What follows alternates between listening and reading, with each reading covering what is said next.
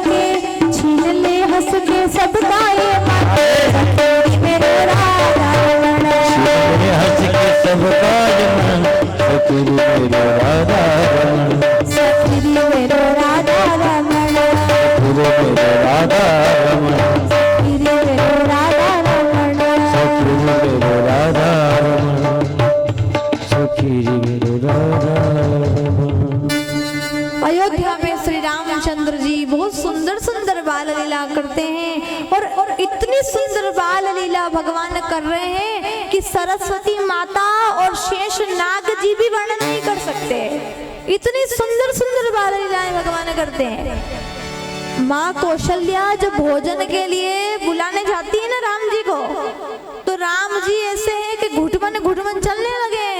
तो माँ कौशल्या पीछे पीछे दौड़ती हैं, भगवान राम जी आगे आगे दौड़ते हैं। पाँव में पायल है, घुटमन घुटमन जब चलते हैं तो पायल छम छम छम छम बजती हैं। देवी देवता धन्य हो रहे हैं कि वाह कौशल्या जी, पर ब्रह्म आज तेरे आंगन में नाच रहा है। पर ब्रह्म आज तेरे आंगन में नाच रहा है। आप बड़ी सौभाग्यशाली हैं कि आपने परमात्मा को बेटा बना लिया, अपने परमात्मा को बेटा बना लिया। राम जी आगे आगे घुटमन घुटमन दौड़ते हैं, माँ कौशल्या पीछे पीछे दौड़ती हैं और भोजन के लिए बुलाने जाती है कि लाला चल भोजन कर ले, लाला चल भोजन कर ले। लेकिन दौड़ के अगर माँ कौशल्या जाए ना तो आगे घुटमन घुटमन राम जी और तेज दौड़े और तेज दौड़े। लेकिन थम से जाकर के पीछे से राम जी को माँ कौशल्या ने उठा लिया तो दशरथ जी महाराज ने गोद में बैठा लिया। दशरथ जी महाराज ने गोद में बिठाया रामचंद्र जी को, किलकारी मार करके हंसने लगे। जोर जोर जोर जोर से किलकारी मार करके भगवान हंसने लगे। और तो और थोड़ा बहुत खिलाते हैं दशरथ जी मुंह में, थोड़ा बहुत दशरथ जी मुंह में खिला रहे हैं दही भात, तो थोड़ा बहुत मुंह के अंदर पेट में गया, थोड़ा मुंह पे लगा रह गया। थोड़ा दही मुंह पे चिपका है, थोड़ा पेट में उतर गया और किलकारी मार करके हंस रहे हैं। भगवान बहुत सुंदर सुंदर बाल लीलाएं कर रहे हैं जिनका वर्णन शेष जी भी नहीं कर सकते, जिनका वर्णन माँ सरस्वती भी नहीं कर सकती। भगवान जब बड़े हुए ना तब उनका चूड़ाकरण संस्कार हुआ, उनका यज्ञोपवीत संस्कार हुआ। हर व्यक्ति को आज विद्या की जरूरत है, नहीं है क्या? हर व्यक्ति को आज विद्या की जरूरत है, हर व्यक्ति को पढ़ना चाहिए, पढ़ लिख करके महान बनना चाहिए। लेकिन देखो स्कूलों में कॉलेजों में भौतिक ज्ञान दिया जाता है, आध्यात्मिक ज्ञान नहीं दिया जाता है। सही कहा ना मैंने? कॉलेजों में और स्कूलों में कौन सा ज्ञान मिल रहा है? भौतिक ज्ञान मिल रहा है, लेकिन आध्यात्मिक ज्ञान नहीं मिल रहा। लेकिन सच तो ये है कि हमारे बच्चों को आध्यात्म से जुड़ने की जरूरत है। हमारे बच्चों को आध्यात्म से जुड़ने की बहुत जरूरत है कि स्कूलों में और कॉलेजों में आज बस इतना सिखाया जाता है कि नौकरी कैसे की जाए। सिर्फ नौकरी करना सिखाया जाता है कि नौकरी कैसे की जाए, लेकिन जीवन में क्या करना है क्या नहीं करना ये नहीं सिखाया जाता। धर्म से जोड़ रहे हैं स्कूल वाले, नहीं जोड़ रहे हैं। आध्यात्मिक ज्ञान का होना जरूरी है। तुम कितनी भी डिग्रियां ले लो, तुम कितनी भी पढ़ाई पढ़ लो, कितनी भी तुम डिग्रियां ले लो, पर जिस व्यक्ति को बोलना नहीं आता है ना वो व्यक्ति अनपढ़ के ही बराबर है। वो व्यक्ति अनपढ़ के समान है जिस व्यक्ति को इतनी डिग्रियां होने के बाद अभिमान आ जाए।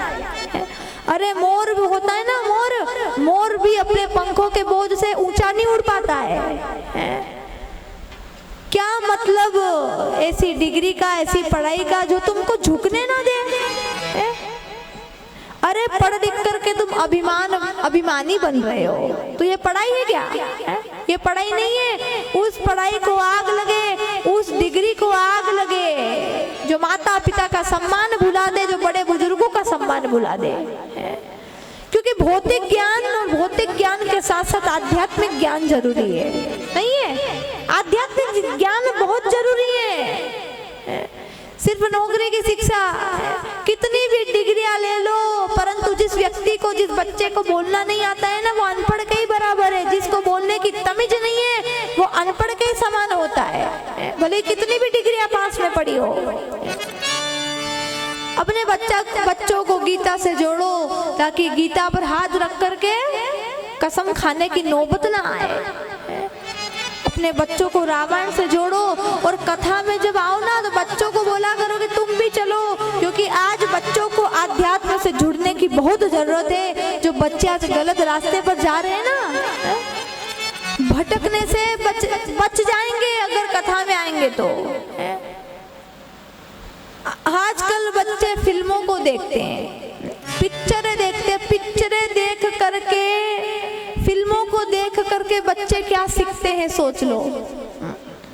फिल्में चरित्रहीन बनाती है, ये फिल्में चरित्रहीन बनाती है। कितनी गंदी गंदी भी कभी कभी कोई ना कोई फिल्में आती है, नहीं बना रही? हमारे बच्चे देख करके क्या सीख रहे होंगे? फिल्में चरित्रहीन बनाती हैं और रामायण चरित्रवान बनाती है, क्योंकि पग पग पर मर्यादा लिखी हुई है। पर इसमें हर जगह मर्यादा का ही, आप उठा के देख लो, रामायण पढ़ के देख लो, हर जगह मर्यादा की बात है। एक एक शब्द मर्यादित है। इसलिए कहती हूँ अपने बच्चों को रामायण से जोड़ो, अपने बच्चों को गीता से जोड़ो। आज बच्चे रामायण से दूर हो गए। कौन पढ़ रहा है रामायण? पढ़ते हैं बहुत कम, 100 में होंगे 2, 100 में कोई 2 होंगे जो पढ़ते होंगे, बाकी नहीं पढ़ते। स्कूल गए और वहां से आए, बैग फेंका, भोजन किया, पढ़ाई की, सो गए और मोबाइल चलाया। सबसे बड़ा उंगलियां चुप ही नहीं रहती किसी की, सबकी उंगलियां चल ही रही है। घर में अगर 4 जने तो 4 जने मोबाइल चला रहे हैं। ऐसा नहीं कि रामायण पढ़े, एक व्यक्ति पढ़े और 4 सुने, एक व्यक्ति पढ़े और 4 सुने, लेकिन नहीं, किसी किसी की उंगलियां ऐसे चलती है, किसी किसी की ऐसे उंगलियां चलती है और किसी किसी की ऐसे ऐसे चलती है। अब समझ जाओ, किसी किसी की ऐसे चलती है और किसी किसी की ऐसे चलती है, मतलब चल ही रही है। ऐसे मतलब मोबाइल, ऐसे मतलब तंबाकू, चल ही रही है, चुप ही नहीं रह रही उंगलियां। कथा में आओ तो बच्चों को लेकर के आओ। बहन बेटियां फिल्में देखती हैं, आज लड़कियां भाग जाती है, पता नहीं आज कितना कुछ हो रहा है। अगर अपने बच्चों को धर्म से जोड़ दोगे ना तो बहन बेटियां बर्बादी की तरफ नहीं जाएगी। अपने बच्चों को धर्म से जोड़ दो। अब फिल्मों को देख देख करके बेटियां क्या सीखती होगी? फिल्मों में तो आज इसके साथ कल उसके साथ क्या सीखती होगी सोचो। ये पतिव्रताओं का देश है। यहाँ पर सीता जी हुई, यहाँ अनुसुईया जी हुई। सीता जी अनुसुईया जी के बारे में अपने बच्चों को कभी बताया? बताया करो, अपने बच्चों को रामायण पढ़ाया करो ताकि ये भागने की नौबत ना आए। शादी के 1 साल बाद ये तलाक होने की कंडीशन ना आए। इसलिए अपने बच्चों को रामायण से जोड़ो। रामायण उठा के देखो ना, राम लक्ष्मण भरत शत्रुघ्न जी का प्रेम देखो, भाइयों में कितना प्रेम था। लेकिन आजकल 4 भाई है तो चारों के चूल्हे अलग अलग जल रहे हैं। पहले संयुक्त तो परिवार हुआ करते थे, 10, 15, 20 लोग एक ही घर में रहते थे, एक ही चूल्हे पे भोजन बनता था, सब खाते थे। नहीं खाते थे? आपको तो पता ही है, खाते थे ना। और आज हर भाई अलग अलग, एक भाई यहाँ रह रहा, दूसरा भाई वहाँ रह रहा। अरे देखो, रामचंद्र जी को 14 वर्ष का वनवास मिला था ना, तो भरत जी को कहा गया था कि राजगद्दी पर बैठो, वो नहीं बैठे। उन्होंने कहा मैं कैसे इस गद्दी पर बैठ जाऊं, क्योंकि इस गद्दी पर तो भैया ही बैठेंगे, क्योंकि इस गद्दी पर बैठने लायक भैया है। मेरा भाई आज वन वन भटक रहा है, मेरा भाई वन वन भटक रहा है, तो मैं कैसे बैठ जाऊं, मैं कैसे इस गद्दी पर बैठ जाऊं। नहीं तो वो भी सोच सकते थे कि हाँ सब मेरा है। भाई भाई संपत्ति का बंटवारा करो या ना करो,